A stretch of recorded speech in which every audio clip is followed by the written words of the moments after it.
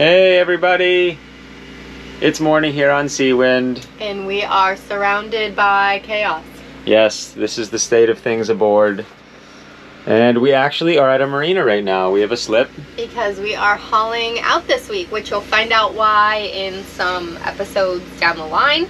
So stay tuned for that. But in the meantime, if you haven't checked out our Patreon page already, maybe head on over there because you can buy us coffee or buy us dinner to help keep up with the laundry list of things that we have to do before we put the boat up and before we get started on this really exciting new chapter.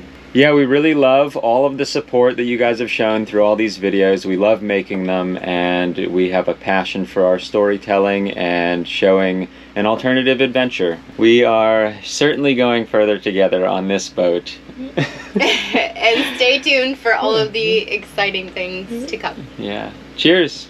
Enjoy the episode. All right, here we go. Moment of truth. Okay, well the plot thickens even more on the exhaust. From the manufacturer, that is leaking. I don't think she's ever gone anywhere in the dinghy by herself. 219 cast iron steps.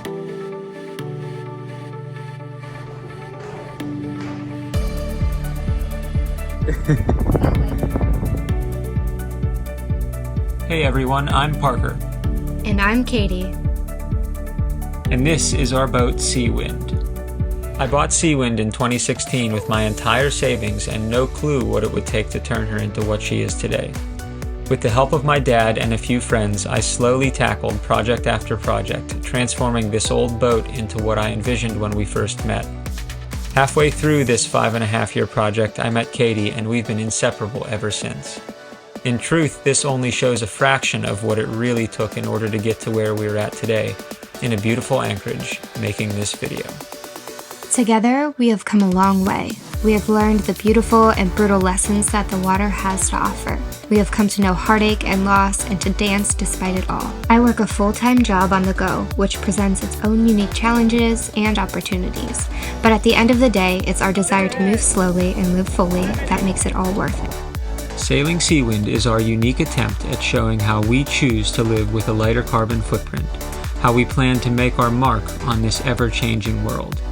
It's a place for us to show that every one of us is connected, and that we will all go further together. Hey you pigeons. How are you guys doing? And you loon, airing out your pits. I'm going to order a couple more of these because it seems like this is going to happen again maybe. This flex pipe is definitely the weakest link, and so I'm going to take a picture of the brand here. This was supposed to be stainless, but it is absolutely not. It is very magnetic. And I was happy to see that there was no evidence of water inside of any of this dry exhaust portion. So this is working, and this is working. And then it goes back to the through hull back there. So we're gonna start this engine up and check for leaks. All right, here we go. Moment of truth.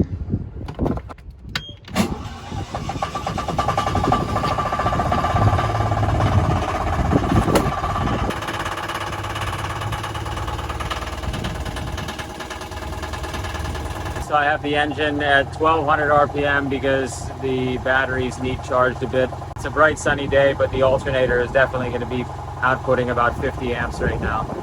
So I always raise the RPM, especially on startup. Let's go down and see what's going on.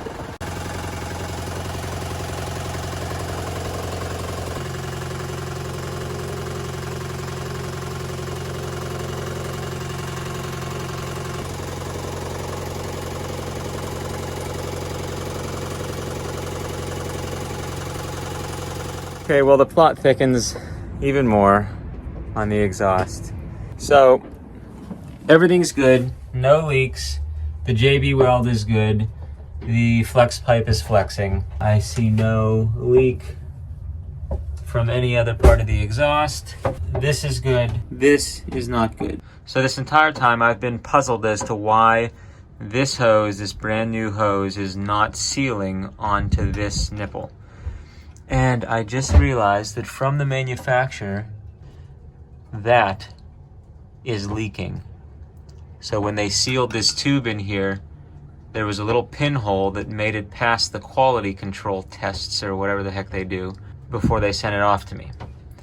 So I don't know what this is. It's like a little bit soft. I was able to push into it with my screwdriver pretty easily, so it's not a very hard material, whatever this stuff is. But I am going to use one of my carbide burrs on my drill, and I'm gonna just clean this area up here, then wipe it off with alcohol and push some JB weld into that now. This is a brand new muffler from Centec Marine.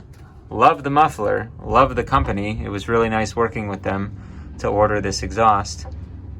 But that sucks.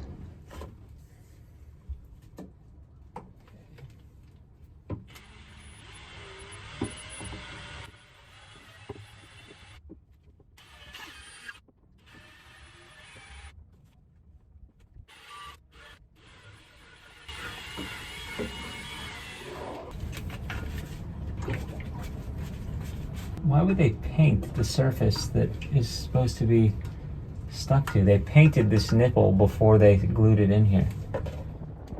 Here's Katy. It's like first time taking the training wheels off.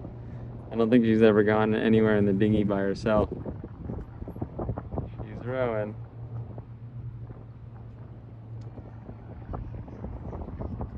She's doing a good job. I think the current's with her right now. No, the current is against her right now. So she's doing a good job. I was using this bit right here. This has more of a radius, but I'm going to use this little pointed one to get more into that corner. Okay, so you can see that I just removed the paint from a pretty wide area, and I dug that little tip down in, so I think there's enough surface area for a good seal around that weak spot. So we're going to go ahead and mix up some JB weld and put it in there.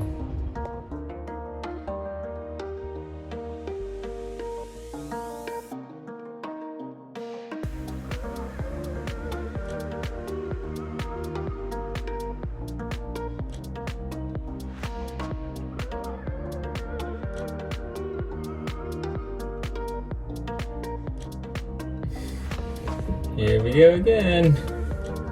Here's the fix. So once this gets, actually it looks pretty damn good. Once it gets to the tacky stage where I can push on it with my thumb a little bit, I'll mush it into the hole a little bit more, just with a little bit of light pressure, and I'll tool the edges to get rid of these like high spots and stuff. But for right now, I don't want to mess with it anymore. She's back. She did it. All right. Okay.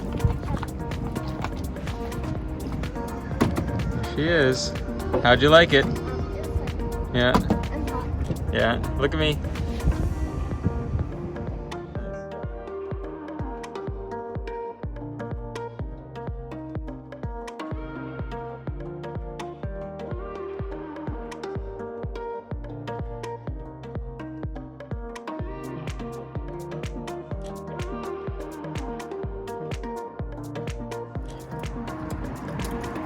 Random taco stop to hold us over because we're starving before we go to the lighthouse. These tacos look so good. Like vegan tacos I've ever had. Yeah, vegan tacos right now. So the reason we're on this walk is because there's a lighthouse right there. Look at that thing. Yeah. Oh, it's cool. There's tennis courts down here. Check out that house right there. Yeah, wow. And this lighthouse is actually like a working lighthouse. And there's a Maritime museum that closes at 6 and it's about 4:30 right now, you think? Yeah. And so we are on an adventure to buy tickets and go see the thing. And we've made it.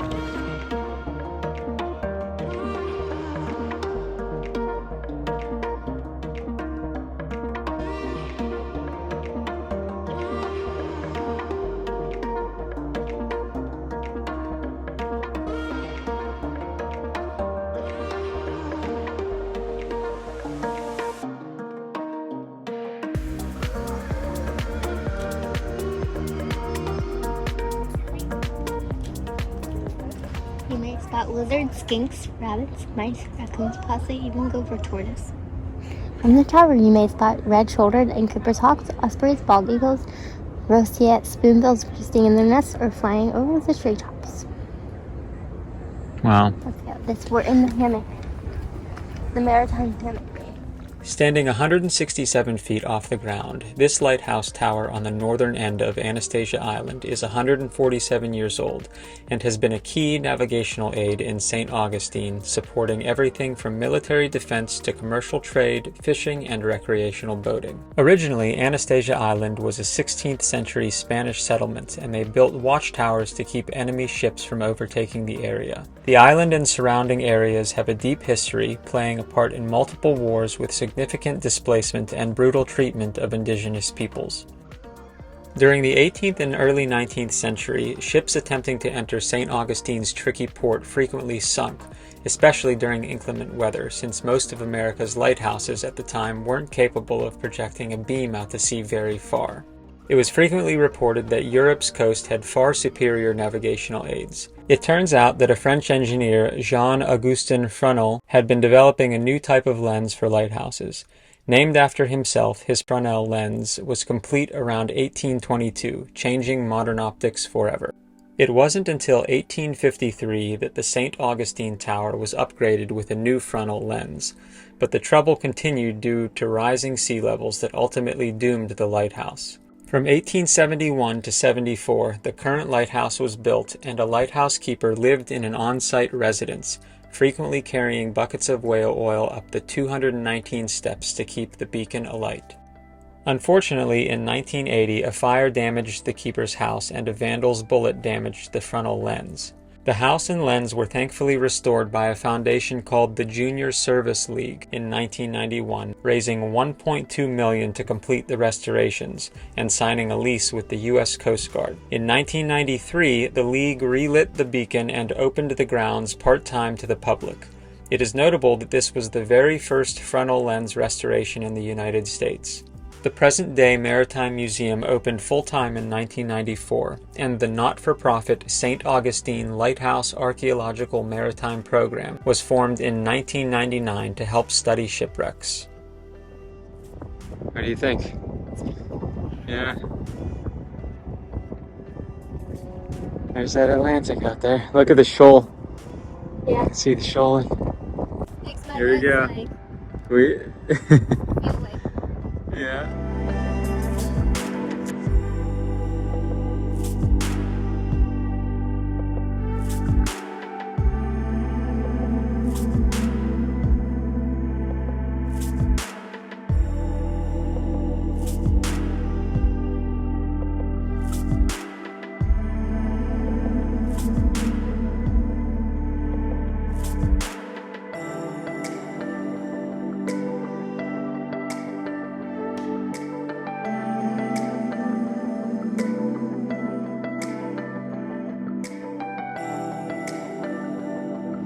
Parker's taking us home, only to come back and get our shower bags, come back to the dinghy dock, then go home for the evening.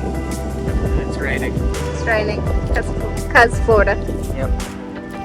But look at the lights. They're beautiful.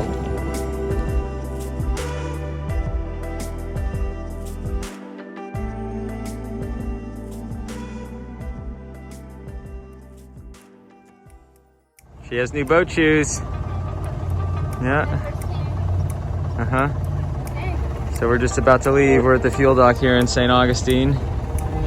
And just got some fuel, got some water, hosed the boat off with some fresh water, cleaned some shoes that are sandy.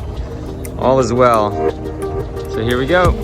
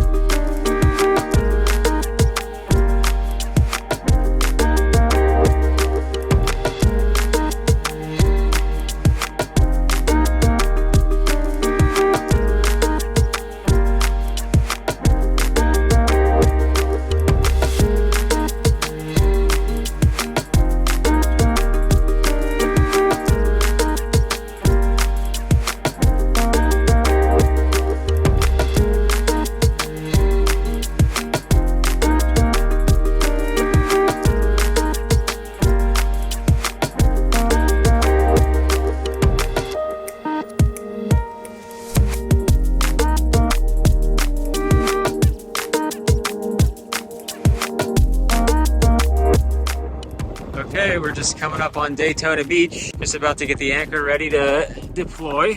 There aren't any boats here, which is kind of nice. We're choosing the north anchorage because there's some south winds that are supposed to die throughout the night, but this will give us more protection because of the bridge being here anyway.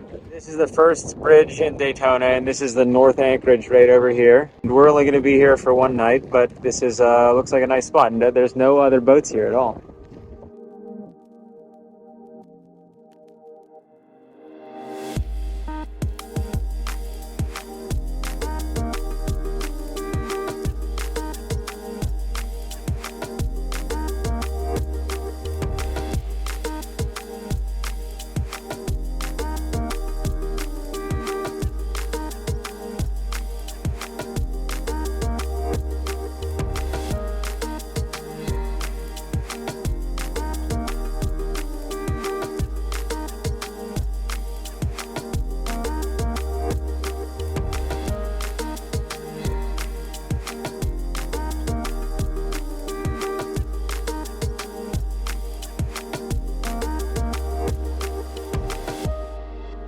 Check out the double rainbow behind me. I hope you can see it.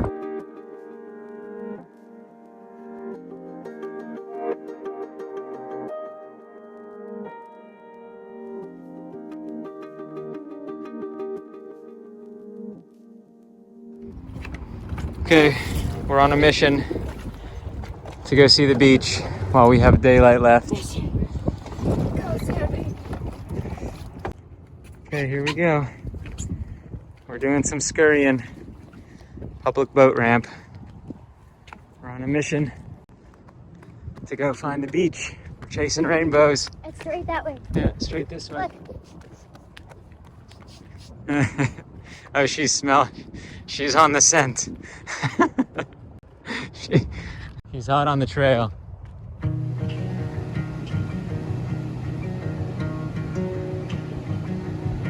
Check it out.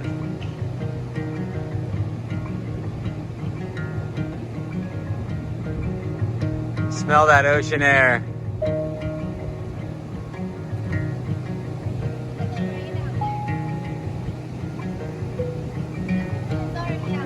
Yeah.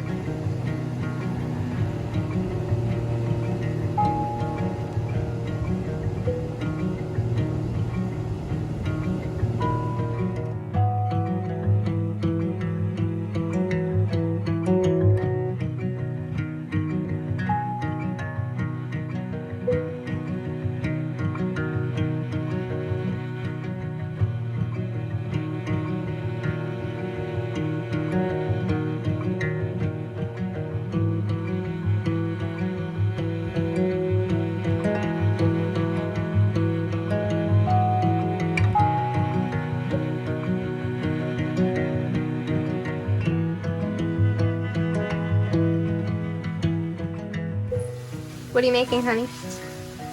Well, I'm doing a shallot, onions, olive oil, or red pepper flake, and collard greens and some kale in this pan, and mushrooms. Some mushrooms we had left. Sauteing those down. Now I'm just doing some butter in the pan here. And we are cooking some scallops. You put the garlic in there too? I did, yeah. So, Are you putting lemon in after? Mrs. Rice in here. I'm gonna do the lemon after. Okay.